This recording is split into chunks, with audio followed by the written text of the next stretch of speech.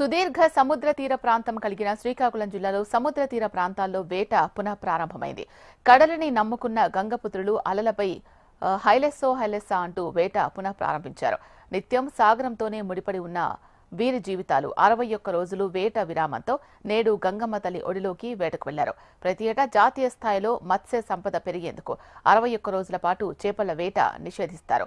ఈ రోజుల్లో చేపలు పిల్లలు పెరగడం చేస్తాయి. మత్స్య సంపద పెరిగేందుకు ఈ విరామాన్ని ప్రతి ఏటా అమలు చేస్తున్నారు. ఈ గడువు 2 రోజుల కిందటే ముగియడంతో జాలర్ల గ్రామాలు సందడిగా కనిపించాయి. వేటకు ఉత్సాహంగా కదిలారు. మరోవైపు సముద్రంలో హోరు గాలి ఉండడంతో గంగపుత్రులు ఉత్సాహంగా సంద్రంలోకి వేటకు వెళ్లారు. అధికారికంగా శ్రీకాకుళం జిల్లాలో 15,548 మంది మత్స్యకారులు చేపల వేటపై జీవనాన్ని సాగిస్తున్నారు.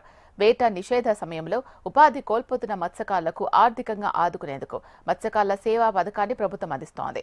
వేట నిషేధ సమయంలో పరిహారం ప్రభుత్వం ఒక్కొక్కరికి 20,000 చొప్పున 31.09 కోట్లు అందజేసింది.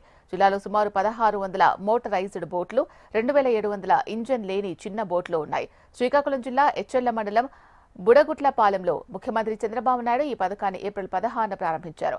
జిల్లాలో మత్స్యకారుల సేవలో పథకంలో భాగంగా లబ్ధిదారులకు అందజేశారు. ఒక్కరికి 20,000 చొప్పున 3,10,96,000 రూపాయలు రాష్ట్ర ప్రభుత్వం వారి ఖాతాల్లోకి జమ చేసిందని అధికారులు తెలిపారు. ఈ పథకంలో ఉండే బోట్లకు India unit code registration number తప్పనిసరిగా ఉండాలి. 3 ఏళ్లకొకసారి రిజిస్ట్రేషన్ను రెన్యువల్ చేసుకోవాలి అనే నిబంధన కూడా విధించారు. శ్రీకాకుళం జిల్లాలో 193 కిలోమీటర్ల తీరం విస్తరించి ఉంది. 11 మండలాలు, 154 మత్స్యకార గ్రామాల్లో మత్స్యకారులు వేటపై ఆధారపడి జీవనాన్ని సాగిస్తున్నారు. ప్రత్యక్షంగా పరోక్షంగా 2.10 లక్షల కుటుంబాలు చేపల వేటపై ఆధారపడి జీవిస్తున్నారు.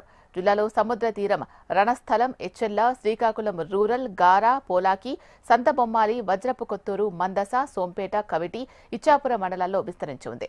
మత్స్యకారులకు చేపల వేట తప్ప ఇతర వృత్తులు తెలియవు.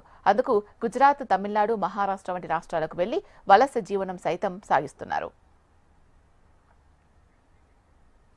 జిల్లాలో సంద్రంలో మోటారు, మెకనైజ్డ్ బోట్లతో చేపల వేట పునః ప్రారంభమైంది.